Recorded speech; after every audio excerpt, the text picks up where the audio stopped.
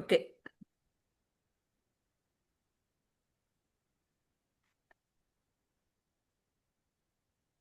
అందరికీ వందనాలండి. దేవాదేవునికి వందనాలు. మళ్ళీ ఒక చిన్న మందగా చేరి ఈ సాటర్డే మనందరం కలిసి దేవుణ్ణి ఆరాధించే కృప దేవుడు మనకు అనుగ్రహించినందుకు వందనాలు చెల్లించుకుంటూ, ఈరోజు మూలవాక్యం మత్తయి సువార్త 2వ అధ్యాయం 1వ వచనం నుంచి 4వ వచనం వరకు. మత్తయి సువార్త 2వ అధ్యాయం 1వ వచనం నుంచి 4వ వచనం వరకు. రాజైన హెరోద్ దినములయందు యూదయ దేశపు బెత్లెహేంలో యేసు పుట్టిన పిమ్మట, ఇదిగో తూర్పు దేశపు జ్ఞానులు యెరూషలేమునకు వచ్చి, యూదుల రాజుగా పుట్టినవాడు ఎక్కడ ఉన్నాడు? తూర్పు దిక్కున మేము ఆయన నక్షత్రము చూచి ఆయనను పూజింప వచ్చితమని చెప్పిరి. హెరోదు రాజు ఈ సంగతి వినినప్పుడు అతడును అతనితో కూడా యెరూషలేములో వారందరూ కలవరపడిరి. కాబట్టి రాజు ప్రధాన యాజకులను, ప్రజల్లో నుండి శాస్త్రులను అందరినీ సమకూర్చి క్రీస్తు ఎక్కడ పుట్టినని అడిగను. అందుకు వారు యూదయ బెత్లెహేంలోనే అని చెప్పిరి. ప్రేమమైన మా తండ్రి, ఇంతవరకు క్షేమంగా కాపాడిన పరమేశ్వర స్తుతినైనా వందనాలు తండ్రి. మేమేమై ఉన్నామో కేవలం అది నీ ఉచితమైన కృపలనైనాను తండ్రి. అయ్యా, నీ మహా కనికరము కృపను బట్టి నాయన ఈ 2025 సంవత్సరం డిసెంబరు ఆయన 20వ తేదీ చూడగలిగాం తండ్రి. అవును ప్రభా, ఒకడు లోకమంతా సంపాదించుకుని తన ప్రాణమును పోగొట్టుకుంటే ఏమీ ప్రయోజనం అని చెప్పన్నా ప్రభా. మమ్మల్ని సజీవ లెక్కలు ఉంచి జీవములి నామను స్తుతించుకునే భాగ్యం మరొక్కసారి దయచేసినంత వందనములు తండ్రి. నాయన ఊహ తెలిసిన దగ్గర నుంచి ఎన్నో క్రిస్మస్లు ఆచరించాం తండ్రి. నాయన క్రిస్మస్ అంటే అర్థం తెలుసుకున్న తర్వాత కూడా నాయన ఎన్నో క్రిస్మస్లని ఒకవేళ నిర్లక్ష్యంగా ఆచరించామేమో తండ్రి. ఆచారపరంగా సాంప్రదాయపరంగా ఆచరించామేమో తండ్రి.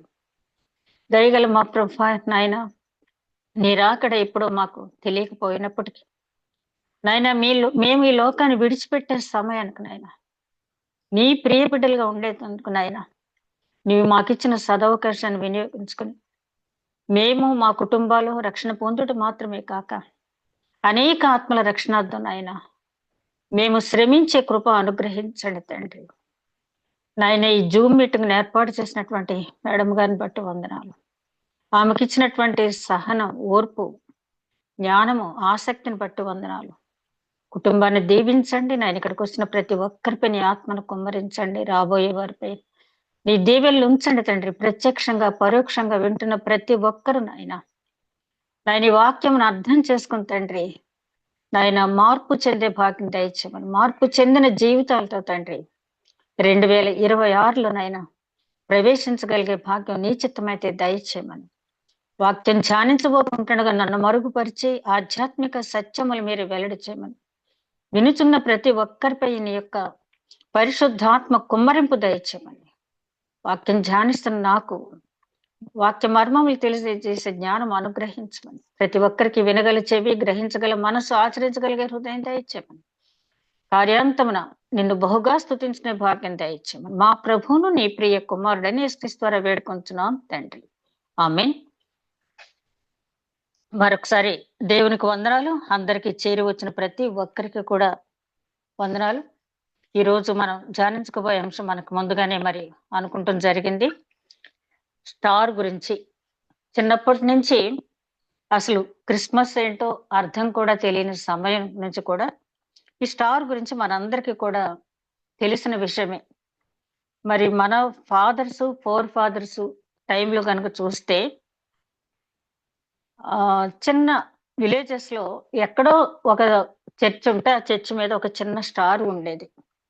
ఆ తర్వాత మన ఫాదర్స్ టైంకి వచ్చేటప్పటికి ఊళ్ళో 2-3 చర్చెస్, అదే విధంగా ప్రతి ఇంటి మీద స్టార్ ఉండటం అనేది జరిగేది. ఇక మన దగ్గరకు వచ్చేటప్పటికి ఇది ఎలా ఉందంటే, ఇప్పుడు ఎప్పుడో దళిత వాడల్లోను క్రైస్తవ కుటుంబాల్లో ఉన్న నివాస గృహాల మీద ఉన్నటువంటి స్టార్ ఇప్పుడు ఎక్కడ చూసినా కూడా డిసెంబర్ నెల ఫస్ట్ వచ్చిందంటే మనకంటే ముందు స్టార్స్ ప్రతి షాప్ దగ్గర ముందుగానే క్రిస్మస్ ట్రీ స్టార్ పెట్టడం జరుగుతుంది. అదేవిధంగా క్రిస్మస్ అలంకరణ సంబంధించిన అన్నీ కూడా శాంతాక్లాజ్ బొమ్మ కూడా అక్కడ చాలా పెద్ద పెద్ద బొమ్మలు కూడా పెట్టడం జరుగుతుంది. ఇవన్నీ ఏంటంటే వ్యాపార ప్రకటనలకు వాళ్ళు అంటే క్రిస్టియన్స్ ని కూడా కస్టమర్స్ ని ఆకర్షించుకోవటానికి. మరి ఇదివరకు నేను ఒకసారి గుర్తు చేశాను ఏంటంటే ప్రపంచంలో క్రిస్మస్ టైంలో జరిగినంత వాణిజ్యం ఒక టెక్స్టైల్స్ కానివ్వండి, లేకపోతే ఒక స్వీట్స్ కానివ్వండి, ఇతర వస్తువులు ఏదైనా కూడా ఇప్పుడు జరిగే వ్యాపారం సంవత్సరంలో ఎప్పుడు కూడా జరగదంట. క్రిస్మస్ టైంలో ప్రపంచ వ్యాప్తంగా జరిగినటువంటి వాణిజ్య వ్యాపారాలన్నీ కూడా. ఎందుకంటే ప్రపంచ వ్యాప్తంగా ఉన్న క్రైస్తవులందరూ కూడా అత్యంత సంతోషంగా చేసుకునేటటువంటి ఫెస్టివల్. ఈ రోజులో క్రిస్టియన్స్ మాత్రమే కాదు, చాలా మంది నాన్ క్రిస్టియన్స్ కూడా, మరి మిషనరీ స్కూల్స్ లో చదివిన వాళ్ళు కూడా క్రిస్మస్ ట్రీని చక్కగా అలంకరించుకుని ఒకరికొకరు గిఫ్ట్ ఇచ్చుకునే సంస్కృతి కూడా పెరిగింది. మంచిదే. చివరికి అది ఎలాగైపోయిందంటే ఒకప్పుడు భక్తితోనూ ఆధ్యాత్మిక ఆలోచనతోనూ పెట్టినటువంటి నక్షత్రం ఆ తర్వాత వ్యాపార వస్తువు అయిపోవటం కాకుండా వ్యాపార ప్రకటనకు ఉపయోగపడేదిగా ఉపయోగించుకోవటం మాత్రమే కాకుండా రాను రాను ఒక కాంపిటీషన్ పెరిగింది. ఏదో నాన్ క్రిస్టియన్ ఫెస్టివల్స్ లో పలానా చోట ఇంత విగ్రహం పెట్టారంట, పలానా ప్లేస్ లో ఇంత విగ్రహం పెట్టారంట, లేకపోతే పలానా దగ్గర ఇన్ని కేజీలు లడ్డు పెట్టారంట, పలానా దగ్గర అన్ని కేజీలు లడ్డు పెట్టారంట అని చెప్పి ఎట్లాగైతే కాంపిటీషన్ అనేది పెరిగిపోయిందో అట్లాగే ఈ స్టార్ విషయంలో కూడా ఎలా పెరిగిపోయిందంటే నేను మొన్న ఒక మాట ఒక బుక్ లో చదివినప్పుడు, ఇటీవల వచ్చిన ఒక ఆర్టికల్ చదివినప్పుడు, ప్రపంచంలోనే అత్యధిక లార్జెస్ట్ స్టార్ అనేది లాస్ట్ ఇయర్ భారతదేశంలో పెట్టడం జరిగిందంట. భారతదేశంలో ఎక్కడంటే కేరళలోని కొచ్చిన్ అనే పట్టణంలో ఒక స్టార్ ని పెట్టడం జరిగింది. ఆ స్టార్ పొడవు 103.8 అడుగుల పొడవు, 4200 కేజీల బరువు. అది నేను చదివినప్పుడు చివరికి స్టార్ అనేది ఏ రకంగా తయారైంది అంటే లోకాన్ని మనం తెచ్చుకుంటున్నామా, మనం లోకానికి సాక్ష్యం ఇస్తున్నామా అనేది మనం ఆలోచించుకున్నట్టయితే, ఒక భక్తుడు అన్నాడంట, ఎలా ఉంది నీకు చర్చిలోకి వచ్చిన తర్వాత అంటే, లోకం విడిచి నేను చర్చిలోకి రావాలనుకున్నాను, తీరా చర్చిలోకి వచ్చేటప్పటికి చర్చిలో లోకమే ఉందని చెప్పి. అదే విధంగా ఈ స్టార్ గురించి నేను విన్నప్పుడు చివరికి ఈ రకంగా ఈ కాంపిటీషన్ కూడా పెట్టుకుంటున్నారు దీని గురించి అనిపించింది. సరే, మరి బైబిల్లో నక్షత్ర ప్రస్తావన అనేది ఉందా? మనకు తెలుసు, జ్ఞానులు, తూర్పు దేశపు జ్ఞానులు యేసుక్రీస్తు జన్మించిన వెంటనే ఆ నక్షత్రం ఆధారంగా చేసుకుని ముందు యూదుల రాజు అయినటువంటి హేరోదు మందిరానికి, ఆ తర్వాత బెత్లెహేంకి రావటం, ఆ తర్వాత వాళ్ళు మార్గం మార్చుకుని తిరిగి వారి స్వదేశానికి వెళ్ళటం, ఆ తర్వాత వాళ్ళు ఆ జ్ఞానులు వారి ఆ లోక సంబంధమైన జ్ఞానాన్ని విడిచిపెట్టి దైవ సంబంధమైన జ్ఞానంతో వారు అనేక ప్రాంతాల్లో ప్రకటించినట్టుగా మనం ఎన్నోసార్లు విన్నాం.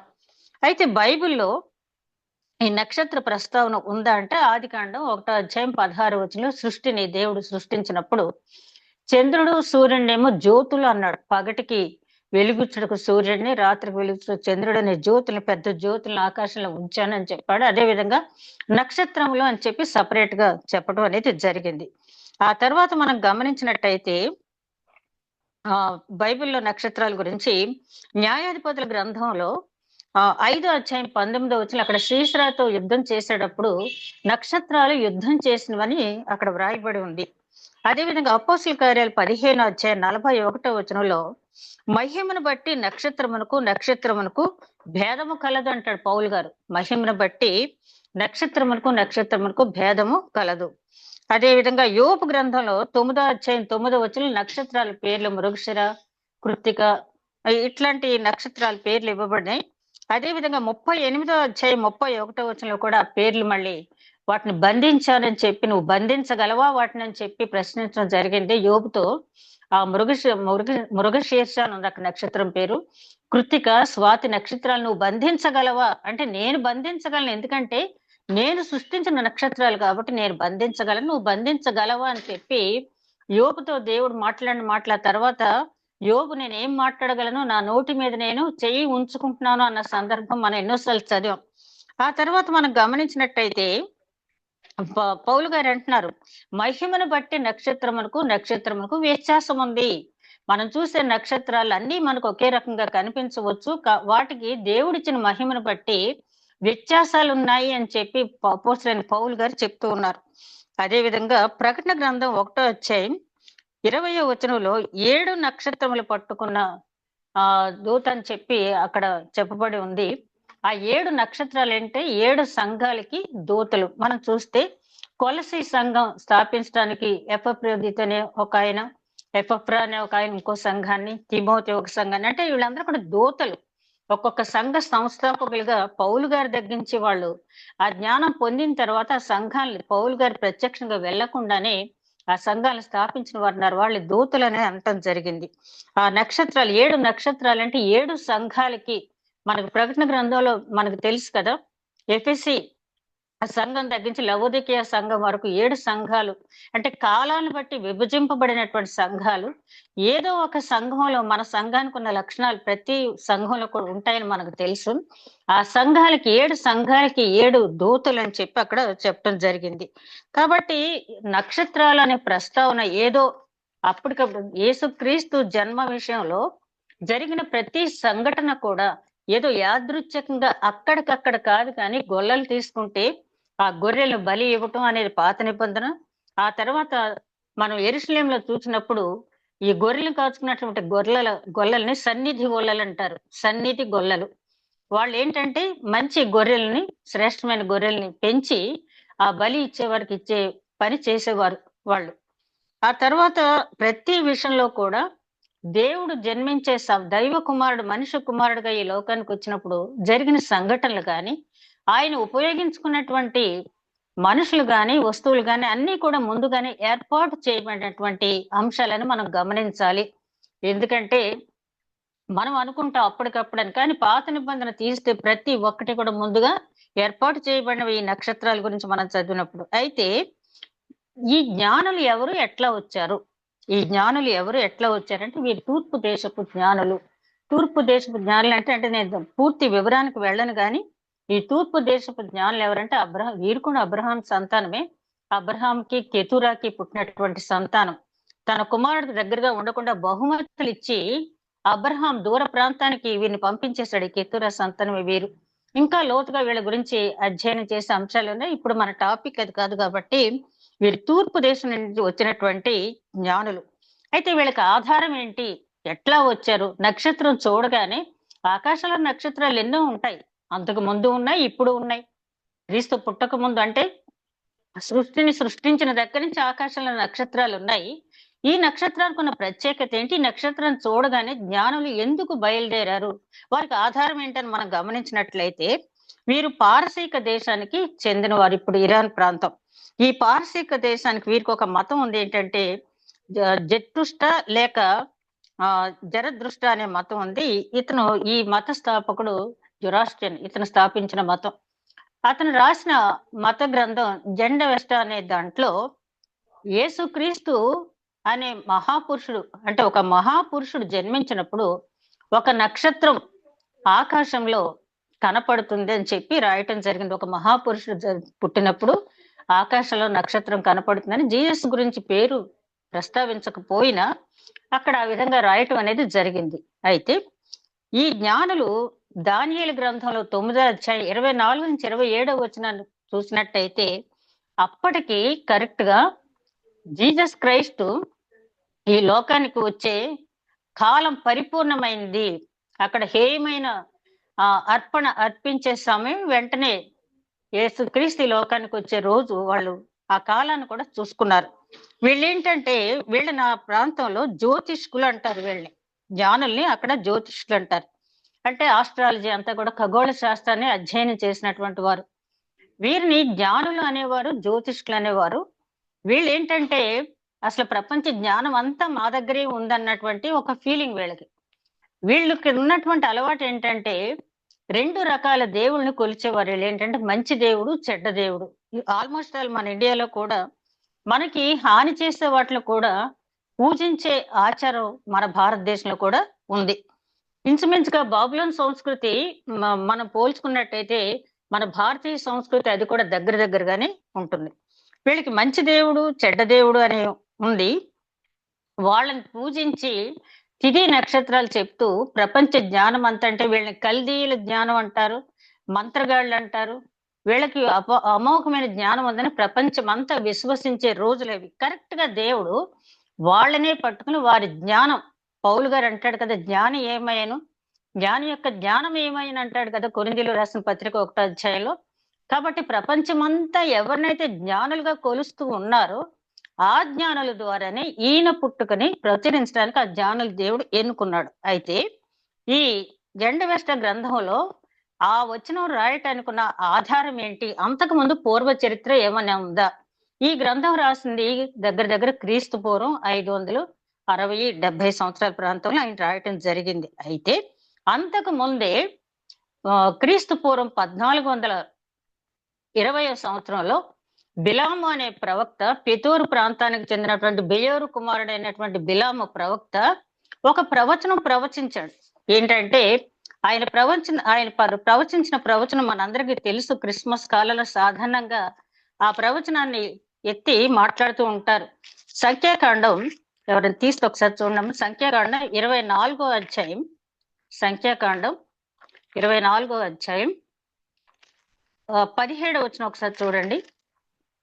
సంఖ్యాకాండం 24వ అధ్యాయం 17వ వచనం. ఆయనను చూచుచున్నాను గాని ప్రస్తుతం ఉన్నట్లు కాదు, ఆయనను చూచుచున్నాను గాని సమీపంలో కాదు. నక్షత్రము యాకోబులో ఉదయించును, రాజదండము ఇశ్రాయేలులో నుండి లేచును, అది మోయాబు ప్రాంతమునకు కొట్టుకొనును. థ్యాంక్ యూ అమ్మా.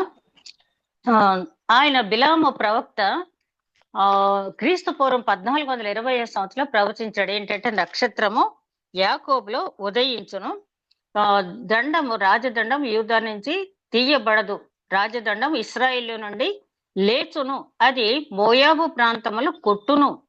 అంటే రాజదండము ఇశ్రాయేల్ నుంచి లేచును అంటే ఇక్కడ మనం గమనించినట్లయితే ఇశ్రాయేల్ చరిత్ర చూసినప్పుడు మొట్టమొదటి రాజు సౌలు, అతను బెన్యామీన్ గోత్రికుడు. ఆ తర్వాత దావీదు యూదా గోత్రికుడు. ఆ దావీదు కుమారుడు సొలొమోన్ గారు యూదా గోత్రికుడు. అయితే వీళ్ళందరూ కూడా 40 సంవత్సరాలు ఈ 12 గోత్రాల్ని కలిపి పరిపాలించారు. ఆ తర్వాత కాలంలో విడిపోవటం జరిగింది. అయితే ఇక్కడ బిలాము ఎప్పుడో 1420 సంవత్సరాల క్రితమే, క్రీస్తు పుట్టుక ముందు, నక్షత్రం యాకోబులో ఉదయించును అంటే ఈ నక్షత్రం అంటే జీసస్ క్రైస్ట్ గురించి ఆయన చెప్పాడు. ఇప్పుడు నేను చూచినట్టు కాదు, ఆయన వర్ణించి అక్కడ పరిశుద్ధాత్మ నడిపింపు. యాక్చువల్ గా ఆ బిలాము ప్రవక్తను ఎందుకు తీసుకొచ్చారంటే ఇశ్రాయేల్ని శపించడానికి తీసుకొచ్చారు. కానీ పరిశుద్ధాత్మ నడిపింపు ద్వారా ఆయన రాబోయే కాలం జరగబోయేదంతా కూడా అక్కడ చెప్పడం జరిగింది. అదే విధంగా ఇదే విషయాన్ని మనం ఆదికాండం అంటే ఎక్కడి నుంచి తీసుకున్నారు ఈ జండవేష్ట అనే గ్రంథంలో రాయటానికి, వాళ్ళు కూడా ఆషామాషిగా ఏమి తీసుకోలేదు. మనం ఆదికాండం 49వ అధ్యాయం 10వ వచనం చూసినట్టయితే అక్కడ కూడా ఈ ప్రస్తావన అనేది ఉంది. ఆదికాండం 49వ అధ్యాయం 10వ వచనం చూడండి ఒకసారి. షిలోహు వచ్చు వరకు యూదా యుద్ధ నుండి తొలగదు, అతని కాలం మధ్య తొలగదు, ప్రజలు అతనికి విధేయులై ఇందురు. ఇది కూడా క్రీస్తుని గురించి ప్రవచనమే. అక్కడ యాకోబు గారి ద్వారా చెప్పబడినటువంటి ప్రవచనం. వీటినన్నిటిని వీళ్ళు అధ్యయనం చేసి ఈ జండవేష్ట అనే గ్రంథంలో రాయటం జరిగింది. అంటే క్రీస్తు పుట్టక ముందే 1420 సంవత్సరాల క్రితం ఈ నక్షత్రం గురించి ప్రస్తావించబడింది. అంతేగాని ఏదో అప్పటికప్పుడు నిర్ణయించి పంపించినటువంటి నక్షత్రం కాదు. అయితే ఇదంతా కూడా ఇంత ఆధారాలు ఉన్నప్పటికీ కూడా ఇప్పుడు ఏంటంటే మనం గమనించాల్సింది క్రైస్తవుల మీద దాడి కాదు కానీ, క్రైస్తవత్వం మీద, క్రిస్టియన్స్ మీద కాదు కానీ క్రిస్టియానిటీ మీద దాడి అనేది ఎక్కువగా జరుగుతుంది. అంటే మీరు ఫాలో అయ్యే మతం సరైనది కాదు, లేదా మీరు ఫాలో అయ్యే థియాలజీ అది సరైనది కాదు, అది చరిత్రతో ఉన్నది కాదు, అది అంతా కూడా ఊహాజనితమైందని చాలా మంది పెద్ద పెద్ద వాళ్ళు, సొసైటీ సైంటిస్టులు లేకపోతేనేమో ఫిలాసఫర్స్ అని చెప్పబడిన వాళ్ళు ఈ కామెంట్స్ మొదలు పెట్టారు. ఏంటంటే క్రిస్టియానిటీ మీద దాడి, క్రైస్తవుల మీద కాకుండా క్రిస్టియానిటీ మీద, క్రైస్తవత్వం మీద దాడి అనేది మొదలు పెట్టారు. అందులో భాగంగానే ఈ నక్షత్రాల గురించి ఇటీవల వస్తున్నటువంటి కామెంట్స్ మనం చూస్తే చాలా మంది అనేది ఏంటంటే అది ఒక ఖగోళ పదార్థమే గాని నక్షత్రం కాదు అని ఒక ఆయన మాట్లాడతాడు. అదే విధంగా ఇంకొక ఆయన అయితే అది స్టార్ కాదు, అది ఒక తోక చుక్క. ఇంకొక ఆయన అయితే ఈతను క్రైస్తవ థియాలజిస్టే. ఆయన అంటే చాలా మంది అంటారు కదా, తెలివి పెరిగిపోయేటప్పటికి ఏదో మాట్లాడతారని. అది నక్షత్రం కాదు, అది ఒక షకీనా మేఘం లాంటిది. నిర్గమకాండంలో ఇశ్రాయేలీలు నడిచేటప్పుడు పగలు మేఘస్తంభంగా, రాత్రి అగ్నిస్తంభంగా ఏదైతే షకీనా మేఘం మహిమతో, దేవుని మహిమతో నడపబడిందో అదే ఇదని చెప్పి కొంతమంది మాట్లాడటం. ఇంకొకరైతే అంటారు, అది న్యాయాధిపతుల గ్రంథం 5వ అధ్యాయం 19వ వచనం చూసాం కదా, నక్షత్రములు యుద్ధం చేసినాయని. నక్షత్రాలు యుద్ధాలు చేస్తాయా అని ఎగతాళి చేయటం. అంత మాత్రమే కాకుండా యోబు గ్రంథంలో భూమికి పునాదులు వేసినప్పుడు, ఉదయ నక్షత్రములు గానం చేసినప్పుడు నువ్వు ఉన్నావా అని యోబును అడుగుతాడు దేవుడు. అంటే యోబు, నీ జ్ఞానం ఎంత? నేను భూమికి పునాదులు వేసినప్పుడు, ఉదయ నక్షత్రాలు గానం చేసినప్పుడు ఉన్నావా అంటే, నక్షత్రాలు గానం అంటే కొన్ని దేవదూతల్ని నక్షత్రాలుగా కూడా మాట్లాడటం జరిగింది. మరి యెషయా గ్రంథం 14వ అధ్యాయంలో తేజో నక్షత్రమా అని చెప్పి లూసిఫర్ గురించి మాట్లాడటం జరిగింది. తెల్లవారి వేకువ చుక్క అని చెప్పి పేతురు గారు రాసిన 2వ పత్రిక 1వ అధ్యాయంలో తెల్లవారి వేకువ చుక్క గురించి రాయటం జరిగింది. కాబట్టి కొన్ని సమయాల్లో దూతలని నక్షత్రాలుగా వర్ణించడం జరిగింది. అయితే అదంతా కూడా జ్ఞానం దేవునికి సంబంధించింది. కానీ వీళ్ళు అది అర్థం చేసుకోకుండా పాటలు పాడతాయంటే వైనాట్? గాడిదతో మాట్లాడించిన దేవుడు నక్షత్రాలతో పాటలు పాడించలేడు ఆయన? సైన్యములకు అధిపతి యెహోవా అని చెప్పి ఎప్పుడో హన్న స్తుతి గీతలో దేవుని గురించి చెప్పినటువంటి మాట. ఆయన సైన్యముల మనుషులే కాదు, ఈ ప్రకృతిలో ఉన్న చెట్టు, నక్షత్రాలు, సూర్యుడు, చంద్రుడు, ఆ చిన్న చీమ దగ్గర నుంచి ఆయనకు ఉన్నటువంటి సైన్యాలు ఎప్పుడు ఇదేని. అది మన యోవేల్ గ్రంథాలను చూస్తాం కదా, మిడతలు, పసర పురుగులు, ఇలా చాలా రకరకాలైన కీటకాలని ఆయన వదిలిపెడతాడు. అవన్నీ కూడా ఆయన సైన్యాలే. కాబట్టి ఆయన చేతిలో ఉన్న ఆ నక్షత్రాన్ని ఎట్లాగైనా ఆయన వాడుకోవచ్చు. ఆయన చేతిలో ఉన్నటువంటి మరి చంద్రుడు, సూర్య చంద్రుల గురించి మన ప్రకటన గ్రంథంలో చూస్తాం. ఆ రోజు సూర్య చంద్రులు మరి మనకు కనపడిన సమయం వస్తుందని చెప్పి. అలాగే మరి యెహోషువ గ్రంథంలో అయ్యాలోను గిబియాలోను అక్కడ జరిగిన సంఘటన, మరి సూర్యుని ఆగి నిలిచి ఉండమన్నప్పుడు అది నిలిచి ఉంది అని చెప్పి ఆషారు గ్రంథంలో కూడా దాన్ని రికార్డ్ చేయటం జరిగింది. కాబట్టి మనకు తెలుసు యెహోవాకు అసాధ్యమైంది ఏదైనా ఉన్నదా అని చెప్పి ఆదికాండం 18వ అధ్యాయం 14వ వచనంలో ఉన్న మాట మనకు తెలుసు. అదే విధంగా కొంతమంది అంటారు, ఆ నక్షత్రం అంత మహిమగల నక్షత్రం వాళ్ళకి మాత్రమే ఎందుకు కనిపించింది, మిగిలిన వాళ్ళకి ఎందుకు కనపడలేదు అంటే, మనకి చిన్నప్పటి నుంచి ఒక స్టోరీ తెలుసు. ఒక కుర్రాడికి ఒక రాయి దొరికితే అది పట్టుకెళ్ళి ఖరీదు కట్టమంటే ఒక అతను కొంత కట్టిన తర్వాత ఇంకా వస్తుందేమో అని కొంత దూరం, ఇంకా వస్తుందేమో కొంత దూరం వెళ్ళిన తర్వాత ఒక అతను లక్షల రూపాయలు ఇచ్చి కొంటాడు. ఎందుకంటే అది ఒక విలువైన వజ్రం.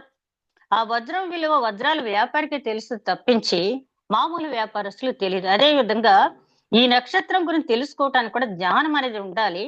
ఆ నక్షత్రం గురించి చరిత్ర తెలిసిన వాళ్ళు మాత్రమే దాన్ని గుర్తించగలరు. అదే విధంగా మరి కొన్ని ఉదాహరణలు చూస్తే, యేసుక్రీస్తు బాప్తీస సమయంలో పావురం ఎగిరి రావటం, అదే విధంగా ఆ స్వరం అంతా కూడా చూసినట్టయితే, ఆ స్వరం కొంతమంది విన్నారు, పావురాన్ని చూశారు. ఇతడు నా ప్రియ కుమారుడు, ఈయన యందు నేను ఆనందిస్తున్నాను స్వరం ఎవరు విన్నారు? బాప్తిస్మిచ్చే యోహాను మరి కొంతమంది మాత్రమే వినగలిగారు.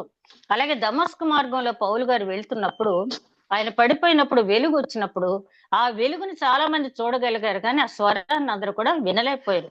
అదే విధంగా లూకా సువార్తలో ఒకసారి, తండ్రి నన్ను మహింపరిచి ఇదివరకే నువ్వు మహింపరిచావు, మరి వీరి కోసం, వీరి విశ్వాసం పెంపొందించని మరొకసారి నన్ను మహింపరచని యేసుక్రీస్తు అడిగినప్పుడు ఆ స్వరము, అక్కడ ఉన్న వారికి స్వరం వినపడింది కానీ మాట వినపడలేదు. కాబట్టి ఆ స్వరం వినాలన్నా, మాట వినాలన్నా, పోయినసారి మనం యోసేఫ్ గురించి ధ్యానించుకున్నప్పుడు ధర్మశాస్త్ర పరిజ్ఞానం ఉన్నవాడు కాబట్టి యాకోబు ఐగుప్తుకు ఎందుకు వెళ్ళాలి, ఇశ్రాయేల్ దేశానికి ఎందుకు వెళ్ళాలి, నజరేతులో ఎందుకు ఉండాలి, బెత్లెహేంకి ఎందుకు వెళ్ళాలని ప్రశ్నించలేదు. ఎందుకంటే ఆ చరిత్ర అంతా కూడా ధర్మశాస్త్రం ఆయనకి తెలుసు కాబట్టి వెంటనే ఫాలో అవటం జరిగింది. అట్లాంటి వారినే దేవుడు ఎన్నుకుంటాడు. కాబట్టి ఇట్లాంటి ఆలోచనలు అనేవి వస్తాయి. వచ్చినా కూడా ఎందుకు మనం వీటి గురించి అసలు తెలుసుకోవాలి అంటే, మామూలుగా నక్షత్రం చూసిన వెంటనే జాన్లు అక్కడికి వచ్చారని చిన్న పిల్లలు కూడా చెప్తారు. కానీ ఈ ప్రశ్నలన్నిటికీ మనం సమాధానం చెప్పాల్సిన తరుణంలో మనం ఉన్నప్పుడు, నేను చెప్పాను కదా, క్రైస్తవుల మీద కాదు కానీ క్రైస్తవత్వం మీద, మన థియాలజీ మీద దాడి అనేది జరుగుతుంది. కాబట్టి దానికి కొన్ని ఆధారాలు అంటే వాళ్ళు ఇంకా అవిశ్వాసులుగానే ఉన్నారు కాబట్టి వాళ్ళని విశ్వాసులుగా మన వైపు ఆకర్షించుకోవటానికి ఓపికతో సమాధానం చెప్పమన్నాడు. పేతురు గారు రాసిన మొదటి పత్రిక 4వ అధ్యాయంలో ఎవరన్నా నేను ప్రశ్నించినప్పుడు ఓపికతో సహనంతో సమాధానం చెప్పు. నువ్వు ఆత్మను రక్షించాలని నీకు ఉంటే మనసులో వారు అడిగిన ప్రశ్నకు ఓపికతో సహనంతో సమాధానం చెప్పు అన్నారు. కాబట్టి ఆ సమాధానం చెప్పటానికి బైబిల్లో ఉన్న ఆధారాలు, ఆ ప్రవచనాలు కూడా మనకి తెలిసి ఉండాలి. అంతేకాకుండా సైంటిఫిక్ గా కూడా ఆధారాలు ఉన్నాయి. క్రీస్తు పూర్వం 5వ శతాబ్దంలో చైనాలో సైంటిస్టు ఈ సంఘటనని రికార్డ్ చేయటం జరిగింది. పలానా సమయంలో ఒక నక్షత్రం వెలిసింది, ఆ నక్షత్రం ఇలా ప్రయాణించిందని చెప్పి చైనా సైంటిస్ట్ రికార్డ్ చేయటం జరిగింది.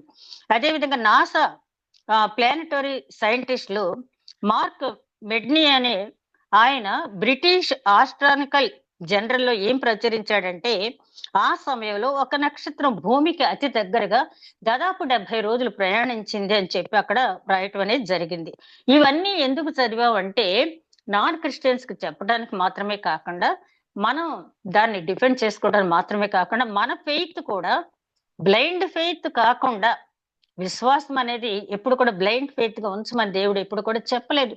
యోహాను అడిగినప్పుడు నువ్వు ఎక్కడుంటావు అంటే నేను ఫలానా దగ్గర ఉంటానని చెప్పలేదు ఆయన. కమ్మన్సి వచ్చి చూడు అని చెప్పి అన్నాడు ఆయన. అంటే బ్లైండ్ గా నమ్మొద్దు ఏదైనా కూడా. నన్ను చూడు వచ్చాను గాని ఆ రాత్రి ఆయన అక్కడ వాళ్ళు ఉన్న వెంటనే ఆయన ఏంటో తెలుసుకున్నారు, ఆయన వెంబడించారు. కాబట్టి క్రైస్తవత్వం ఎప్పుడు కూడా బ్లైండ్ ఫెయిత్ కి సంబంధించింది కాదు.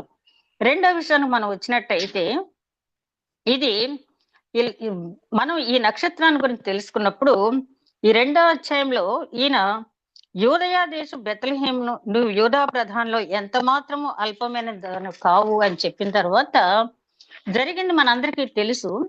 ఇశ్రాయేలు నా ప్రజలను పరిపాలించడం అధిపతి నీలో నుండి వచ్చును అని వ్రాసి ఉందనేది అని చెప్పి అక్కడ శాస్త్రులు చెప్తారు ఆయన.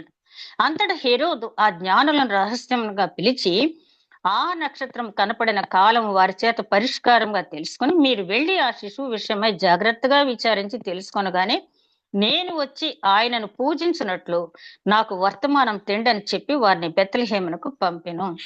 ఆ తర్వాత జరిగింది మనకు తెలుసు. వారు బెత్లెహేముకు వెళ్ళారు, యేసుక్రీస్తుని చూచారు, అత్యానంద భరితులై వాళ్ళు తెచ్చిన కానుకలు అర్పించారు. తర్వాత నక్షత్రం చేత బోధింపబడిన వారు ఇచ్చిన మార్గాన్ని మార్చుకుని మరొక మార్గంలో వెళ్ళటం అనేది జరిగింది. ఈ నక్షత్రం గురించి మనం చిన్నప్పటి నుంచి వింటున్నాం. నక్షత్రం గురించి మనకి ఎన్నో స్కిట్స్ కూడా వేస్తుంటారు. సాధారణంగా ఏంటంటే మన చర్చిలో ఆ బాలయేసుని పెట్టినప్పుడు పశువుల తొట్టులో ఉన్న యేసుక్రీస్తుని, అదే విధంగా జ్ఞానులు కూడా అక్కడికి వచ్చినట్టు చూపిస్తారు. కానీ జ్ఞానులు వచ్చే సమయానికి దాదాపు యేసుక్రీస్తు వయసు 2 సంవత్సరాలు. కాకపోతే మనకు చిన్నప్పటి నుంచి ఆ స్కిట్ అలా చూడటానికి అలవాటు పడిపోయి యాక్చువల్ గా ఆ టైంకి జ్ఞానులు అక్కడికి రాలేదు. జ్ఞానులు వచ్చేటప్పటికి దావీదుకు సంబంధించినటువంటి గృహంలో యోసేపు మరియలు ఉన్నారు. అది కింహాం అనే వ్యక్తికి దావీదు ఇచ్చినటువంటి గృహం, ఆ గృహంలో ఉన్నారు. అప్పుడు జ్ఞానులు అక్కడికి వచ్చారు. సరే, ఈ నక్షత్రాన్ని గురించి మనం విన్నాము, చారిత్రక ఆధారాలు చూసాము, సైంటిఫిక్ ఆధారాలు మనం చూసాము. అదే విధంగా పరిశుద్ధ గ్రంథంలో ఈ నక్షత్రం గురించి ఏమి చెప్పబడిందని చూసాము. చిన్నప్పటి నుంచి నక్షత్రం గురించి వింటూనే ఉన్నాం. అయితే ఈ నక్షత్రాన్ని గురించి మనం ఇప్పుడు ధ్యానించుకునేటప్పుడు ఈ నక్షత్రం ద్వారా మనం ఏమైనా పాఠాలు నేర్చుకోగలమా? ఈ 2025 సంవత్సరంలో మనం ధ్యానిస్తూ ఉన్నప్పుడు ఎప్పట్లాగానే నక్షత్రాన్ని చూసి అట్లా వదిలిపెట్టేటివైనా మనం ఏమైనా కొన్ని, అంటే యేసుక్రీస్తు జన్మ సందర్భంగా ఒక యాజక కుటుంబాన్ని ఎన్నుకున్నాడు ముందు, జకర్యాని ఎలిజబెత్ని. అంటే ఆయన పరిశుద్ధుడు గనక ఒక పరిశుద్ధ జంటను ఎన్నుకున్నాడు. తర్వాత వారికి జన్మించినటువంటి బాప్తిస్మిచ్చు యోహాన్ని మార్గం సరళం చేయడానికి ఎన్నుకున్నాడు. ఆ తర్వాత ఆ గొర్రెల కాపర్లు, అంతకంటే ముందు పరలోకం నుంచి వచ్చినటువంటి ప్రధాన దూతలు, వీళ్ళంతా పరిశుద్ధులు. అలాగే అన్నా సుమయోను, వీళ్ళందరి ద్వారా మనం ఎన్నో పాఠాలు నేర్చుకోవాల్సిందని మనం ఇంచుమించుగా చాలా క్యారెక్టర్స్ ధ్యానించుకున్నాం. ఈ నక్షత్రం ద్వారా మనం ఏమి నేర్చుకోబోతున్నాం? గొల్లల గురించి ధ్యానించినప్పుడు వాళ్ళు పామర్లు అయినప్పటికీ కూడా దూత ఏమైతే చెప్పిందో దాన్ని విట్నెస్ అక్కడ చూచి ఒక శిశువు పొత్తి గుడ్డలతో చుట్టబడి ఉండును అన్న మాట వాళ్ళు పట్టుకుని వచ్చి అక్కడ యేసుక్రీస్తుని, బాలుడైన యేసుక్రీస్తుని చూచి వాళ్ళు స్తుతించి వెంటనే వాళ్ళు వెళ్ళి సువార్త ప్రకటించారు. మరి పరలోకం నుంచి వచ్చిన దూతలు వారికి అప్పగించిన పని వారు ప్రకటించి వెళ్ళిపోయారు. సుమేనుకు అప్పగించిన పని ఒక రక్షకుడు అని చెప్పి ప్రకటించి ఆయన వెళ్ళిపోయాడు. అన్నాకు అప్పగించిన పని ఒక విమోచకుడు అని చెప్పి ప్రకటించి ఆయన వెళ్ళిపోయాడు. బాప్తిస్మిచ్చి యోహాను ఈయన లోక పాపములు మోసుకొని పోవు దేవుని గొర్రె పిల్ల అని చెప్పి ప్రకటించి వెళ్ళిపోయాడు. వాళ్ళ ద్వారా ఆ మాటలు మనం నేర్చుకున్నాం. ఇప్పుడు నక్షత్రం ద్వారా మనం ఏం నేర్చుకుందామంటే, ఆకాశంలో ఎన్నో నక్షత్రాలు ఉన్నాయి, కానీ ఈ నక్షత్రం ప్రత్యేకత ఏంటి అని చూసినట్టయితే ఇది ఎంపిక చేయబడినటువంటి నక్షత్రము. ఇది it was a chosen star అని మనం చెప్పవచ్చును. అంటే చాలా మంది అంటారు అప్పటికప్పుడు పుట్టించారా నక్షత్రాన్ని అంటారు. లేదు లేదు, ఎందుకంటే సృష్టించినప్పుడే నక్షత్రాలన్నిటిని ఆయన పుట్టించడం జరిగింది. ఒక్కొక్క నక్షత్రానికి ఎంత దూరం ఉండాలి, ఏ నక్షత్రం పని ఏంటి, ఏ నక్షత్రం మహిమ ఎంత అని, ఏ నక్షత్రం పేరేంటని చెప్పి ఆయనకు తెలుసు. మనం మహా అయితే మా చర్చ చేయడం ఒక 3000 నక్షత్రాలను కనుగొన్నారట. ఇంకా దాని ప్రయత్నాలు జరుగుతున్నాయి, ఇంకెన్ని ఉన్నాయో. అది మనం గమనించినట్టయితే ఆ నక్షత్రాన్ని అప్పటికప్పుడు తీసుకొచ్చింది కాదు, కానీ ఆ నక్షత్రం అంతకు ముందే ఉంది. దాని పని వచ్చినప్పుడే అది వెలుగులోకి రావటం అనేది జరిగింది. నిర్గమకాండం 19:4 చూస్తే, ఈ ప్రపంచం అంతట్లో మీరు నా స్వకీయ సంపాద్యం అంటాడు ఇశ్రాయేలీలతో. స్వకీయ ఎంపిక చేయబడిన ప్రజలు మనం.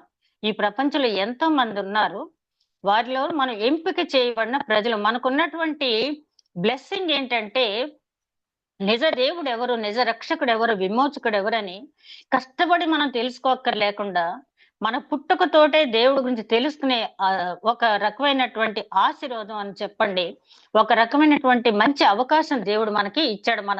మన తల్లిదండ్రులు ఆ మార్గంలో ఉండటం చేత ఆయన గురించి కష్టపడి తెలుసుకోకుండానే మనం క్రైస్తవులం అయ్యాం. అయితే అంత మాత్రమే పనికిరాదు. కానీ ఆ తర్వాత పేతురు గారు అంటారు 2:9 చీకటిలో ఉన్న మిమ్మల్ని ఆశ్చర్యకరమైన తన వెలుగులోకి పిలిచి ఆయన గుణాతిశయములు ప్రచురము చేయ నిమిత్తము రాజులైన యాజకులుగా 2:9 చూస్తే, తుదకు మీరందరూ 1 పేతురు 2:9 చూసినట్టయితే,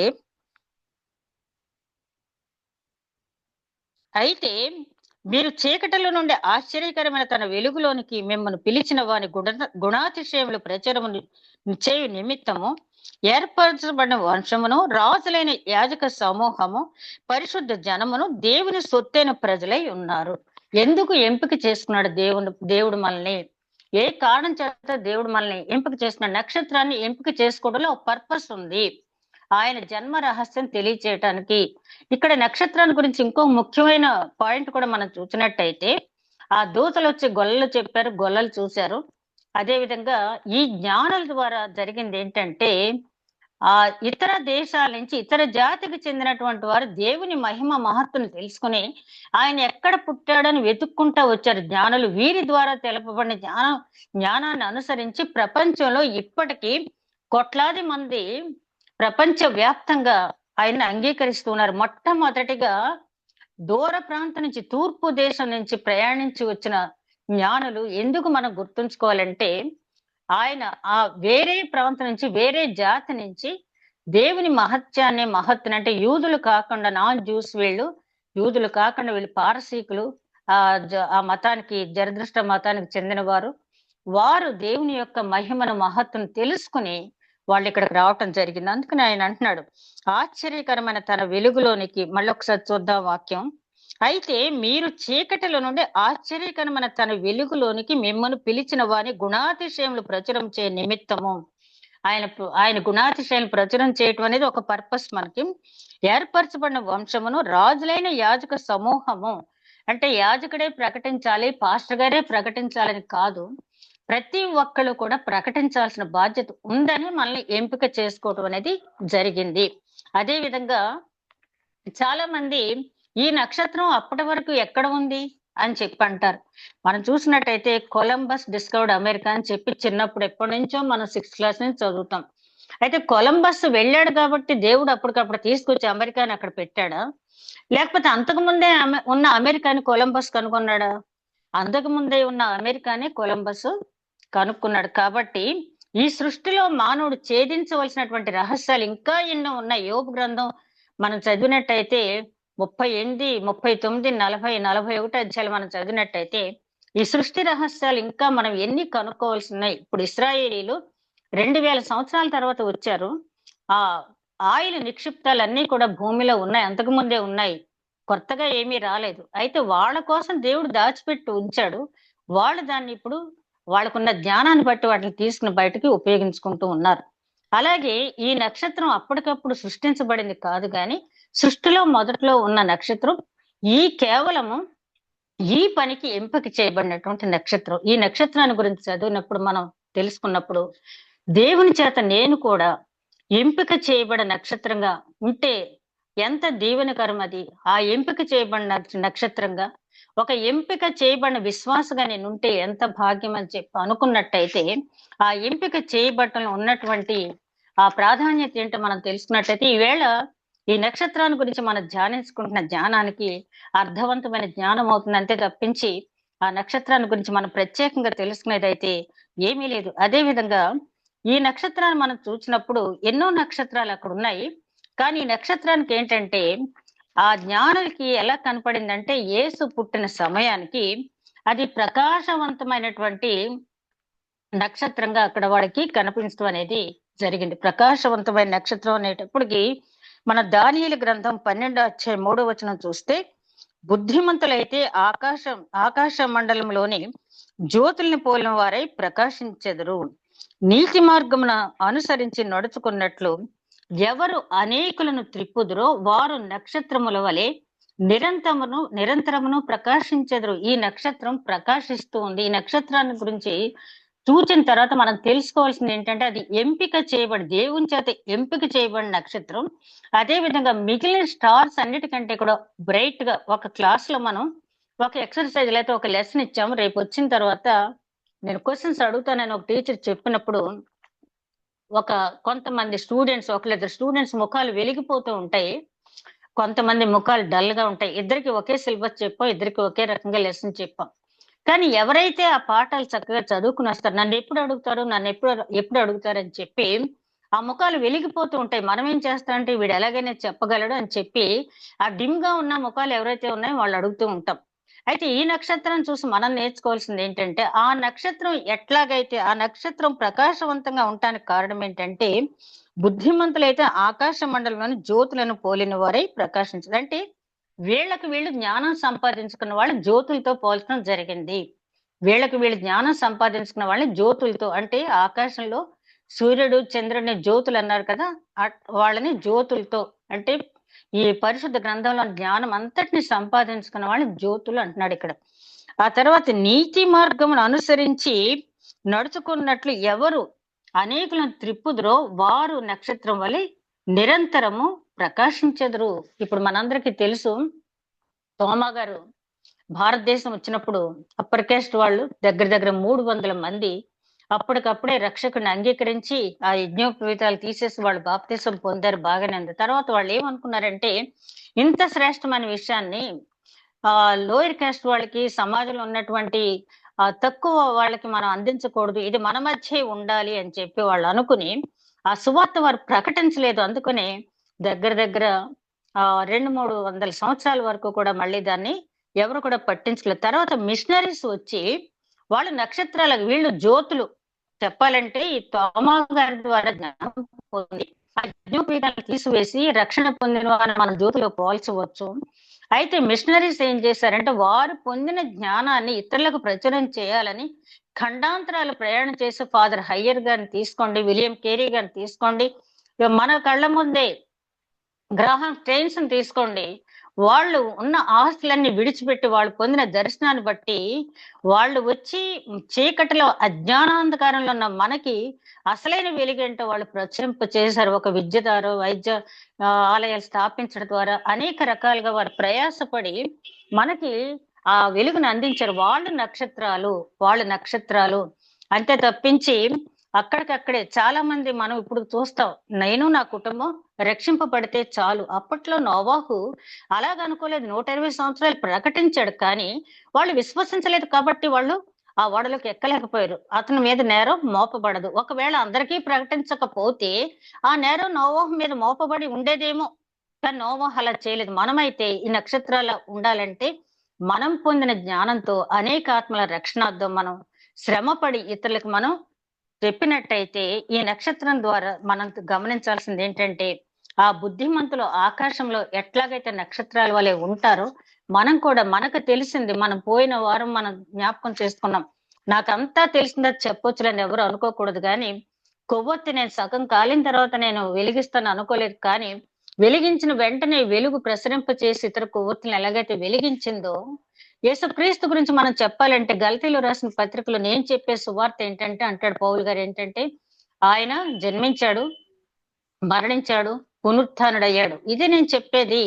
ఆయన జన్మించడం మన కోసం జన్మించాడు, ఆయన మరణం మన కోసమే మరణించాడు, ఆయన పునరుత్థానుడు కావటం కోసం మన కోసమే అయ్యాడు, ఇంకా చెప్పాలంటే మన కోసం ఆయన తిరిగి రానయ్య ఉన్నాడు. చాలా సింపుల్ గా మొన్న ఒక ఆయన చెప్పినాడు క్రిస్టియానిటీ అంతా కూడా క్రాడిల్, తర్వాత క్రాస్, క్రౌన్ అంటే ఉయ్యాల, సిలువ, కిరీటం, ఈ 3 అంశాలతోటి మనం చెప్పొచ్చు. ఫాదర్ హయ్యర్ గారు కూడా సువార్త ప్రకటించేటప్పుడు ఒక సైకిల్ గాలి కొట్టే పంపు దగ్గర పెట్టుకుని పరిశుద్ధాత్మ మనుషుల్లో ఎట్లా పనిచేస్తుందని చక్కగా ఆయన పిల్లలకి అక్కడ ఉన్న వాళ్ళు కూడా అర్థమయ్యే రీతిలో ఆయన బోధించేవాడంట. అలాగా మనకున్న జ్ఞానాన్ని మరి పౌలు గారు అంటాడు అన్యుల దగ్గరికి వెళ్తే అన్యుడిగా ఉన్నాను, యూదుల దగ్గరికి వెళ్తే యూదుల దగ్గరికి ఎట్లాగైనా ఒక ఆత్మను సంపాదించడానికి ఎన్ని రకాలుగా శ్రమ పడాలో, ఎన్ని రకాలుగా నేను నాకున్న వాక్యాన్ని మౌలు చేసిన బోధించాలి, అలా బోధించానని చెప్పాడు. అలా బోధించినట్టయితే మనం కూడా తప్పనిసరిగా అక్కడ చెప్పినటువంటి ఈ నక్షత్రం వల్ల బుద్ధిమంతులైతే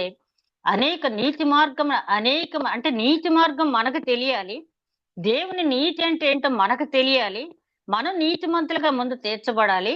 ఆ తర్వాత అనేక మందిని నీతి మార్గం వైపు నడిపించడానికి మనం ఎప్పుడైతే శ్రమ పడతామో ఈ నక్షత్రం కూడా ఏం చేసింది, దేవుని ఆజ్ఞ ప్రకారం తూర్పు దేశం నుంచి బయలుదేరిన తర్వాత ఇక్కడ మనం గమనించాల్సిన విషయం, చాలా మంది అంటారు ఈ నక్షత్రం హేరోదు మందిరం దగ్గర ఎందుకు ఆగింది, డైరెక్ట్ గా బెత్లెహేంకి వెళ్ళిపోవచ్చు కదా, అనవసరంగా అక్కడ ఆ 2 సంవత్సరాల పిల్లలు సంహరణ జరగటం ఇదంతా జరగకపోను కదా, డైరెక్ట్ గా బెత్లెహేంకి వెళ్తే సరిపోయేది కదా అని చాలా మంది అంటారు. కానీ దేవుని ప్రణాళిక ఏంటంటే పాపి కూడా రక్షింపబడాలని ఆయన ఆకాంక్ష. హేరోదు కూడా రక్షింపబడాలి, హేరోదు నశించిపోవటం కూడా ఆయనకి ఇష్టం లేదు. ఒక ఇండికేషన్ ఇచ్చాడు, అబ్బాయి నువ్వు భౌతికపరమైన రాజు, నీ సింహాసనం భౌతికపరమైంది, కానీ ఆధ్యాత్మిక పరమైనటువంటి రాజు వచ్చాడు అని చెప్పి సంకేతం అనేది ఆయన తెలిసింది. ఆయన విని మారుమనసు పొందితే రక్షింపబడతాడు. ఇప్పుడు మనం చూస్తున్నాం కువైట్ రాజు, నాకు ఈ రాజరికం వద్దు, ఏమి వద్దు, దేవుని సిలువ నేను మోసుకుని వెళ్తాను, నాకు ఈ కిరీటం కంటే ఆ సిలువే నాకు ఆనందాన్ని ఇస్తుందని చెప్పి ఆయన మారు మనసు పొందాడు. ఎవరు కాదంటారు అట్లాంటి వాడిని. కాబట్టి హేరోదుకి ఎందుకు చెప్పారంటే ఒకటి అతను కూడా రక్షింపబడాలి, అదే విధంగా ఆ హేరోదు దగ్గర ఉన్నటువంటి ఆ శాస్త్రులు, ప్రజల పెద్దలు కూడా బెత్లెహేం ఎఫ్రాతాలో ఆ దేవుని కుమారుడు పుడతాడని ముందుగానే మీకా ప్రవక్త ద్వారా వ్రాయబడి ఉంది, అక్కడే జన్మించాడని తెలియపరచడానికి ఆ నక్షత్రాన్ని దేవుడు అక్కడ ఆగమంటే ఆగటం, మళ్ళీ అక్కడి నుంచి తిన్నగా వాళ్ళ బెత్లెహేం వరకు నడిపించడం, బెత్లెహేం తర్వాత మళ్ళీ కనపడకపోవటం, వాళ్ళు ఆ మార్గాన్ని మార్చుకుని అంటే వాళ్ళు లోక సంబంధమైన ఆశ్చర్యకరమైన చీకటిలో ఉన్న వారిని ఆశ్చర్యకరమైన తన వెలుగులోకి రప్పించడం అంటే ఈ జ్యోతిష్కులు ప్రపంచం మొత్తం మీద మేమే జ్ఞానవంతులు, మమ్మల్ని మించిన జ్ఞానవంతులు లేరు అని విర్రవీగుతున్న వారిని, అబ్బాయి మీ జ్ఞానము దైవ సంబంధమైనది కాదు, అది భౌతిక పరమైనది, మీకు కావాల్సిన దైవ సంబంధమైన జ్ఞానం అని చెప్పి ఆ రక్షకుని చూపించి అక్కడ అసలైన జ్ఞానం అంటే ఏంటో వాళ్ళు తెలుసుకునేలాగా చేసి వాళ్ళు వచ్చిన మార్గం కాకుండా వాళ్ళు వచ్చింది లోక సంబంధమైన జ్ఞానాన్ని ఆధారం చేసుకుని వచ్చారు. తర్వాత వీళ్ళు దైవ సంబంధమైన జ్ఞానాన్ని ఆధారం చేసుకుని వారు మార్గం మార్చుకుని వెళ్ళారు. కాబట్టి ఈ నక్షత్రాన్ని చూసినప్పుడు మనం గమనించాల్సింది ఏంటంటే ఇంకా లోక సంబంధమైన జ్ఞానంతో మనం ఉన్నామా, ఒకవేళ నాకు అది తెలుసు ఇది తెలుసు లోకంలో ఉంటున్నాం కాబట్టి అని మనం ఇంకా అనుకుంటున్నట్టయితే మనకంటే దౌర్భాగ్యులు లేరు. మనకు తెలిసిన జ్ఞానాన్ని ఇతరులకు చెప్పి ఆత్మల రక్షణార్థం ప్రకటించి ఒక ప్రకాశవంతమైన నక్షత్రంగా మనం ఉండాలని దేవుడు కోరుకుంటున్నాడు. తర్వాత మనం చాలా మంది అంటారు, ఏమంటే మా తాతగారండి అలాగండి, మా నాన్నగారండి ఇలాగండి, మా తాతగారు ఈ చర్చి కట్టించారండి, మా నాన్నగారు దీనికి సీలింగ్ వేయించారండి, మా తాతగారండి తెల్లవారుజాను చర్చిలో కూర్చునే వాళ్ళండి, మా నాన్నగారు వచ్చి బెంచీలన్నీ తుడిసేసేవాళ్ళండి అని చెప్తారు. కానీ ఇతను మాత్రం చర్చికి రాడు. అది కాదు దేవుడు కోరుకుంటున్నది. మా తాతగారు పెద్ద సువార్త ప్రకటన చేసేవాడు. మనకు పరిశుద్ధ గ్రంథాలను చూపించారు కదా, ఏలి ఎంత గొప్ప ప్రవక్త. మరి ఏలి కుమారులు హోప్ని, ఫీనిహాస్ ఏమైపోయారు? సమూయేలు పెద్ద దీర్ఘదర్శి ప్రవక్త, అతని కుమారులు ఏమైపోయారు? కాబట్టి మనం తాతల పేర్లు చెప్పటం కాదు, కానీ నువ్వెప్పుడు కూడా డైనమిక్ గా ఉండాలి. ఎప్పుడు కూడా నీ జీవితంలో ఎప్పుడు కూడా డైనమిక్ గా ఉండాలని చెప్పి దేవుడు నిన్ను కోరుకుంటున్నాడు. పేతురు గారు రాసిన మొదటి పత్రిక 2వ అధ్యాయం 5వ వచనం మనం గమనించినట్లయితే 4వ వచనం నుంచి మనం చూస్తే, మనుషుల చేత విసర్జింపబడినను దేవుని దృష్టికి ఏర్పరచబడినది అమూల్యమును సజీవమునైన రాయగు ప్రభువునొద్దకు వచ్చిన వారే. అంటే మనుషుల చేత విసర్జింపబడ్డాడు. ఆ రోజే కాదు, ఈ రోజు కూడా ఎన్ని మాటలు యేసుక్రీస్తు గురించి అంటున్నారో మనకు తెలుసు. ఇప్పటికీ కూడా సొసైటీలో ఉన్నటువంటి అత్యున్నత స్థానంలో ఉన్నవారు ఎన్నో రకాలుగా మాట్లాడుతూ ఉన్నారు. అయినప్పటికీ కూడా ఆయన అంటున్నారు, విసర్జింపబడినను అది అమూల్యము. ఆ రాయి ఏంటనమాట? అమూల్యము. మనుషుల చేత నిషేధించబడిన రాయి మూలక తలరాయి అని చెప్పి కీర్తనకారుడు ముందుగానే చెప్పడం జరిగింది. ఆ రాయి దగ్గరికి మనం ఎట్లా రావాలంట? మనుషుల చేత విసర్జింపబడినను దేవుని దృష్టికి ఏర్పరచబడినదయ్యో అమూల్యమును సజీవమునైన రాయగు ప్రభువునొద్దకు వచ్చిన వారై యేసుక్రీస్తు ద్వారా దేవునికి అనుకూలము ఆత్మ సంబంధమైన బలులు అర్పించుటకు, పరిశుద్ధులుగా ఉండుటకు సజీవమైన రాళ్ల వలె ఉండమంటున్నాడు. అది అసలు అక్కడ చెప్పదలుచున్న మాట.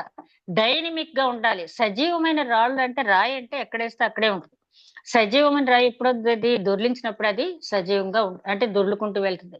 అంటే మనం ఒక దగ్గర ఉండిపోయే స్టాటిస్టిక్ స్థితిలో కాకుండా ఎప్పుడూ కూడా మా తాతగారు ప్రకటించారు, మా నాన్నగారు ప్రకటించారు, లేకపోతే నేను చిన్నప్పుడు అబ్బో చాలా ప్రకటించాను, లేకపోతే నా యూత్ స్టేజ్ లో చాలా ప్రకటించాను, లేదా నా పిల్లలు చిన్నప్పుడు నేను చాలా ప్రకటించాను, ఇప్పుడైతే ఇలా ఉన్నాను కదా. నో, నువ్వు చనిపోయే వరకు కూడా నువ్వు సజీవమైన రాయిగానే ఉండాలి.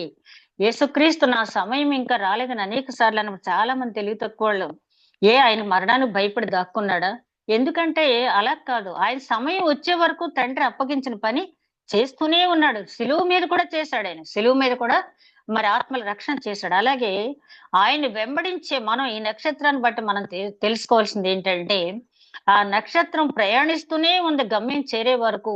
ఆ జ్ఞానులు గమ్యం చేర్చే వరకు అది ప్రయాణిస్తూనే ఎట్లాగైతే ఉందో మనం కూడా ఒక డైనమిక్ స్టార్ గా, అంటే ఎప్పుడు కూడా సజీవంగా ఆత్మ సంబంధమైన బలులు అర్పిస్తూ, ఇది చాలా ముఖ్యమైనది. అంటే ఇతరులకు చెప్పడం మాత్రమే కాదు, కానీ మనం ఎప్పటికప్పుడు మన ఆధ్యాత్మిక జీవితాన్ని కూడా మనం పరిశీలించుకుంటూ ముందుకు వెళ్ళాలి.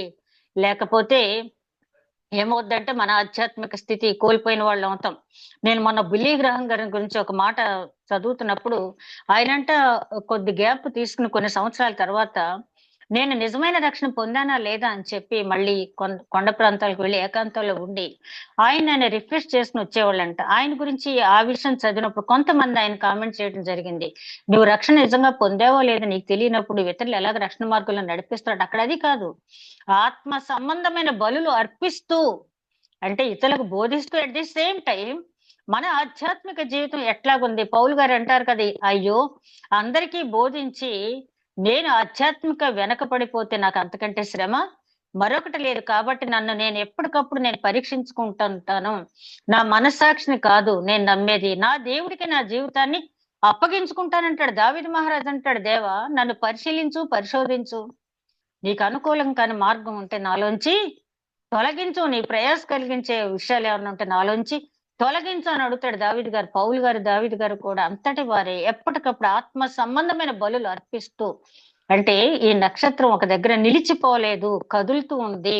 ఆ కదిలే ఒక డైనమిక్ స్టార్ గా నువ్వు ఉండాలని చెప్పి దేవుడు ఈరోజు మనల్ని కోరుకుంటున్నాడు. మత్తయి సువార్త 2వ అధ్యాయం 9వ వచనం మనం గమనించినట్టయితే ఆ తార గురించి ఇక్కడ చెప్పండి. వారు రాజు మాట విని బయలుదేరి పోవచ్చుండగా ఇదిగో తూర్పు దేశం వారు చూచిన నక్షత్రము ఆ శిశువు ఉండిన చోటికి మీదుగా వచ్చి నిలుచు వరకు వారికి ముందుగా నడిచెను.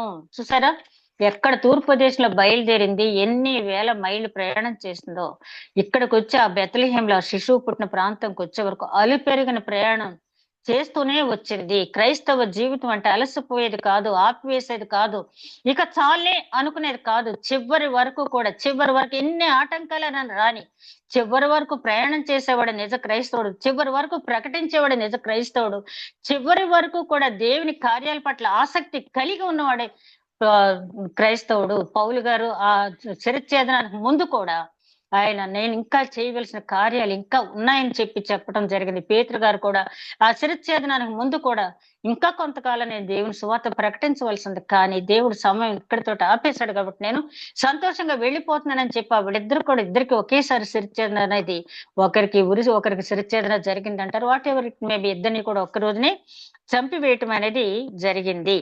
అలాగా ఈ నక్షత్రం ద్వారా రెండో పాయింట్, ఒకటి ఎంపిక చేయబడినటువంటి విశ్వాసగా నువ్వు ఉండాలి. నువ్వెప్పుడు కూడా ప్రకాశిస్తూ ఉండాలి. బుద్ధిగల కన్యకలు తగ్గించి మనం అదే కదా నేర్చుకునేది. వాళ్ళ నూనె అయిపోవటం వల్ల ఆ దీపాలు కొడిగట్టుకుపోయిన క్రైస్తవత్వం కాదు, కానీ ఆ 5 బుద్ధిగల కన్యకలాగా ఎప్పుడు మనం ప్రకాశిస్తూనే ఉండాలి. అదే విధంగా ఆ ఏంటి ఎప్పుడు కూడా కదులుతూనే మూవింగ్ స్టార్ గా, డైనమిక్ స్టార్ గా మనం ఉండాలి. అదేవిధంగా రక్షకుని దగ్గరికి నడిపించేవారుగా మనం ఉండాలి. మన జ్ఞానం ఏదో చెప్పేసి ఊరుకుంటాం కాదు, కానీ పరిశోధన చేస్తూ ఉండాలి. యోహాను గారి గురించి నేను ఒకసారి చెప్తూ, ఆయన బయోగ్రఫీ గురించి చెప్తూ, ఆయన ఎక్కడికో వెళ్తూ ఒక పాస్టర్ గారికి ఒక దొంగతనం చేసే ఒక యువకుడిని అప్పచెప్పి వెళ్ళాడంట. వెళ్తే ఇతను మార్చి ఇతని సేవలో ఉంచని చెప్పినప్పుడు ఆ పాస్టర్ గారికి అప్పచెప్పి వెళ్ళిన తర్వాత చాలా కాలం వృద్ధాప్యంలో వచ్చి యోహాను గారు పాస్టర్ గారిని అడుగుతాడు, ఏది నేను అప్పచెప్పిన వ్యక్తి ఏంటంటే, అతను ఎప్పుడో వెళ్ళిపోయాడు నా దగ్గించని చెప్పాడంట. యోహాను గారు అతను ఎక్కడ ఉన్నాడో వెతుక్కుంటూ వెళ్తే ఒక అరణ్యంలో దొరికాడంట. కుమారుడా, ఈ వృద్ధాప్యంలో నన్ను వదిలిపెడతావు అన్నప్పుడు వెంటనే అతను వచ్చి, నేను చాలా తప్పు చేశాను, ఇక నుంచి నేను దేవుని మార్గాన్ని విడిచిపెట్టనని వచ్చాడు. అంటే ఒక జీవిత కాలం ఒక ఆత్మ రక్షించడానికి యోహాను గారు శ్రమించారు. అందుకనే వాళ్ళ అపోస్తులు, ఆది అపోస్తులు అనబడ్డ రక్షకుడికి దగ్గర నడిపించాలి. యేసుక్రీస్తు శిష్యుల్లో ఆంద్రయ్య అని ఒక శిష్యుడు ఉంటాడు. ఆయన పేరు ఎక్కువగా ప్రస్తావించబడి రెండు సార్లే చూస్తాం. ఒకటి 5 రొట్టెలు 2 చేపలు తెచ్చిన కుర్రాన్ని తీసుకెళ్లి దేవుడి దగ్గరికి తీసుకెళ్ళటం. అలాగే లూకా సువార్తలో హెల్లేనీయులు మేము యేసుక్రీస్తుని చూడగోరుచున్నాం అన్నప్పుడు హెల్లేని భాష తెలిసినటువంటి ఫిలిప్ దగ్గరికి వాళ్ళని తీసుకెళ్లి, ఫిలిప్తో కలిసి వాళ్ళని తీసుకెళ్లి యేసుక్రీస్తు దగ్గరికి వెళ్ళినప్పుడు యేసుక్రీస్తు వాళ్ళకి అద్భుతమైన మెసేజ్ ఇవ్వటం జరిగింది. గోధుమ గింజ భూమిలో పడి చావపోతే కుదరదని చెప్పి అట్లాంటి మంచి మెసేజ్ ఇవ్వటానికి వాళ్ళని అక్కడ అంటే క్రౌడ్ పుల్లర్ గా నువ్వు ఉండాలి. రక్షకుడి దగ్గరికి నువ్వు ఎప్పుడు కూడా తీసుకువెళ్ళే, నువ్వు అంటే నీకు వాక్యం చెప్పడం రాకపోయినా, పెద్ద మెసేజ్ ఇచ్చే సామర్థ్యం లేకపోయినా, పెద్ద పాడే సామర్థ్యం లేకపోయినా, నువ్వు చేయవలసిన పని నీకు ఇచ్చిన తలాంతను బట్టి ఆ రక్షణ మార్గం ఎవరైతే బోధిస్తున్నారో కనీసం అక్కడ తీసుకువెళ్ళి ఏర్పాటైనా నువ్వు చెయ్యి. ఆంధ్రేని ఆదర్శంగా తీసుకోమని చెప్పి, అక్కడ ఆంధ్రే అంటే పౌరుషం గలవాడు, అతని పేరుకి అర్థం పౌరుషం. అంటే ఎందులో పౌరుషం ఉందంటే, ఎన్ని ఆత్మల దేవుడి దగ్గర నేను నడిపిస్తానో, ఎంత మంది రక్షణకు నేను కారకడుగా అది పౌరుషం, అంతే తప్పించి నా పేరు ఎంత మారు మోగిపోతుందని అతను ఎప్పుడు కూడా చూసుకోలేదు, సైలెంట్ గానే ఉన్నాడు. చివరిగా ఈ నక్షత్రాన్ని మనం చూస్తే ఒక పర్పస్ తో దేవుడు దాన్ని తీసుకోవడం రావటం జరిగింది. యేసుక్రీస్తు తూర్పు దేశపు జ్ఞానులకి ఇవ్వటం మాత్రమే కాకుండా వాళ్ళని తీసుకొచ్చి బెత్లెహేం వరకు నడిపించడం అనేది దేవుడు ఆ నక్షత్రానికి అప్పగించిన పని. మనకు కూడా ఇందాక మనం చదివాం కదా, రాజులైన యాజకులుగా మనల్ని ఏర్పరచుకున్నాడు, పరిశుద్ధ జనాంగంగా మనల్ని ఏర్పరచుకున్నాడు. కాబట్టి ఈ లోకంలో మనం రీబోర్న్ అంటాం కదా, పునర్జీవితం పొందిన తర్వాత, అంటే బోర్న్ అగైన్ అంటాం కదా, తిరిగి జన్మించారా నడుతూ తిరిగి జన్మించా ఉంటారు. తిరిగి జన్మించిన తర్వాత నువ్వేం చేసావు? దేవుడికి ఒక నికోదేమో చూడు, ఆయన యోహాను సువార్త 19వ అధ్యాయంలో చేసిన కార్యక్రమం చూస్తాం. ఒక అరిమతయి యోసేపుని చూడు, ఆయన చేసిన కార్యక్రమం చూస్తాం. ఒక సమరయ స్త్రీని చూడు, ఆమె చేసిన కార్యక్రమం చూస్తాం. ఒక జక్కయ్యని చూడు, ఆయన చేసిన కార్యక్రమం చూస్తాం. నువ్వు తిరిగి జన్మించి ఎవరికి ఫలితం? నేను తిరిగి జన్మించాను నువ్వు గొప్పగా చెప్పుకోవటం కాదు, కానీ నువ్వు తిరిగి జన్మించి నువ్వు ఎన్ని ఆత్మల రక్షణార్థం నువ్వు శ్రమించావు, అది దేవుడు అడుగుతున్నాడు. అదే విధంగా ఇక్కడ మనం గమనించినట్టయితే ఈ పర్పస్ ఆఫ్ డివైన్ లైఫ్ అని ఒక ఆయన రాశారు. ఏంటంటే book purpose of divine life అని రాసిన వారు రిక్కీ వార్నర్ ఆయన రాశాడు. ఒక క్రైస్తవుడు అయితే నీకు ఏం లేకపోతే అసలు నువ్వు జీవించడం అనవసరం. ఏదో ఒక ఏం పెట్టుకో. నేను పాటల ద్వారా నేను కొంతమంది నడిపించాలను, లేకపోతే వాక్యం ద్వారా నడిపించాలను, ప్రార్థన ద్వారా నడిపించాలను ఒక ఎయిమ్ పెట్టుకో. ఆ ఎయిమ్ ద్వారా నువ్వు ప్రయాణించు. ఏం లేకపోతే అసలు నువ్వు క్రైస్తవుడు కానే కాదు. నువ్వున్నా లేకపోయినా లోకానికి ఏమీ నష్టం కాదంటాడు. అదే విధంగా మార్టిన్ లూథర్ జూనియర్ కింగ్ అని ఆయన అంటాడు, ఒక ఉద్దేశం మనం ఎప్పుడు కూడా ఏర్పరచుకోవాలి మన కోసం మనం. ఆ ఉద్దేశాన్ని సాధించడానికి పరిగెత్తు, ఆ ఉద్దేశాన్ని సాధించడానికి పరిగెత్తు. మన అపోస్తుల కార్యాలు 8వ అధ్యాయంలో చూస్తాం. ఆ కందాకే ట్రెజరర్ యెషయా గ్రంథం 53వ అధ్యాయం చదివి ఆయనకు అర్థం కాదు. ఫిలిప్ అడుగుతాడు, ఏమన్నా అర్థమైందా నీకు అంటాడు. నాకు అర్థం కాలేదు, ఎవరైనా చెప్తే కానీ నాకు ఎలాగ అర్థం అవుద్దంటాడు. ఆ రథం ఎక్కి ఆ రథం దగ్గరికి దేవుడు అంటాడు, నువ్వు పరిగెత్తుకెళ్ళు అంటే ఫిలిప్ పరిగెత్తుకెళ్తాడు, రథం ఎక్కుతాడు, రథంలో ప్రయాణిస్తూనే వాక్యం బోధిస్తాడు. వెంటనే ఇదిగో నీరు నాకు బాప్తీసం ఇవ్వడానికి ఆటంకం ఏదన్నప్పుడు వెంటనే బాప్తీసం తీసుకుంటాడు. అది పరుగు. అంటే నువ్వు దేవుడు నిన్ను ఏ సంకల్పం అయితే ఉంచాడో ఆ సంకల్పాన్ని నెరవేర్చడానికి పరిగెత్తు. పరిగెత్తడానికి నీకు శక్తి లేకపోతే నడుస్తూ కరపత్రాలు పంచు. నడిచే శక్తి కూడా లేకపోయినట్టయితే ప్రాకుతూ అయినా సరే నీ ఉద్దేశాన్ని ఏమి రీచ్ అవటానికి నువ్వు శ్రమించు. ఈ మాట చదివినప్పుడు నేను ఎప్పుడో ఒకసారి కాకినాడలో ఒకసారి ఒక వ్యక్తిని, అతను 2 కాళ్ళు పనిచేయట్లేదు, చేతులు మామూలుగా నేల మీద 2 చేతులు ఆనుకుని నడుస్తూ ఉన్నాడు. కాకినాడ రైల్వే స్టేషన్ దగ్గర అతను కరపత్రాలు పంచుతూ ఉన్నాడు. అతను చూచినప్పుడు నిజంగా చాలా ఇట్లాంటి వాళ్ళు కూడా దేవుని సేవ చేసినప్పుడు అన్ని అవయవాలు సరిగ్గా ఉండి మనం ఏం చేస్తున్నాము ఈ నక్షత్రం ద్వారా మనం ఒక ఎంపికైన విశ్వాసగా, ఒక ఎప్పుడు ప్రకాశించే నక్షత్రంగా, ఎప్పుడు సజీవమైనటువంటి వారంగా మనం ఉంటూ, అదే విధంగా ఒక ఉద్దేశం అనేది, ఒక ఎయిమ్ అంటూ మనకు ఉండాలి. ఆ ఎయిమ్ సాధించుకోవటానికి మనం చివరి వరకు శ్రమించాలి. అదే విధంగా దేవుడు అంటాడు మత్తయి సువార్త 5వ అధ్యాయంలో, మీరు లోకమునకు వెలుగై ఉన్నారు, మీ వెలుగు వారి ఎదుట ప్రకాశింపనివాడు, మనుషులు మీ సత్క్రియలు చూసి దేవుని మహిమపరచునట్లు మీ వెలుగు వారి ఎదుట ప్రకాశింపనివాడు. ఫిలిప్పీలు రాసిన పత్రిక 2వ అధ్యాయం 16వ వచనంలో అంటాడు, ఒక్కరి జనము మధ్య జ్యోతులు పట్టుకున్న జ్యోతులా మీరు కనపడుతున్నారు నాకు అంటాడు. అంటే ఎవరిని అంటాడు? అదంతా ఇప్పుడు చదవటానికి టైం లేదు, కానీ మీరు ఒకసారి చూడని తర్వాత ఫిలిప్పీలు రాసిన పత్రిక 2వ అధ్యాయం 14 నుంచి 16 వచనం. ఒక్కరి జనం మధ్య జ్యోతులా మనం కనపడాలంటే మన జీవితం ఎట్లా ఉండాలి? మన జీవితాన్ని ఆ రకంగా మనం మార్చుకున్న తర్వాత ఒక్కరి జనం మధ్య జ్యోతులా ఉండాలి. కాబట్టి ఈ నక్షత్రం ద్వారా మనం నేర్చుకున్న పాఠాలు, ఒక ఎంపిక చేయబడిన విశ్వాసగా ఎప్పుడు ప్రకాశిస్తూ, ఎప్పుడు సజీవమైన రాయిగా ఒక ఉద్దేశాన్ని మనం ముందు మనసులో ఏర్పరచుకుని ఆ పర్పస్ సాధించడానికి దేవుని మీద ఆనుకుని ప్రయాణిద్దాం. అట్టి నడిపింపు దేవుడు మనకి అనుగ్రహించును గాక. దయగల మా ప్రభువా, విత్తబడిన వాక్యం నూరంతులుగా ఫలించిన ఆయన ఆ నక్షత్రం ఏ విధంగా నీవు ఏర్పాటు చేస్తున్నందుకు పూర్తిగా నేను విధేయత చూపించి ప్రయాణించింది. అదే విధంగా నాయన మమ్మల్ని కూడా ఈ లోకానికి నువ్వు తీసుకొచ్చినప్పుడు ఏదో ఒక కారణం నాయన ఉంది.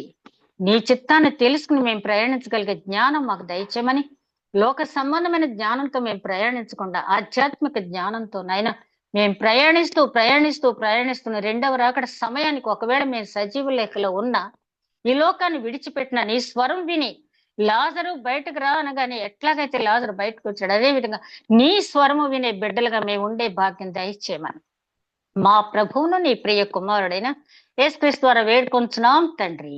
ఆమేన్.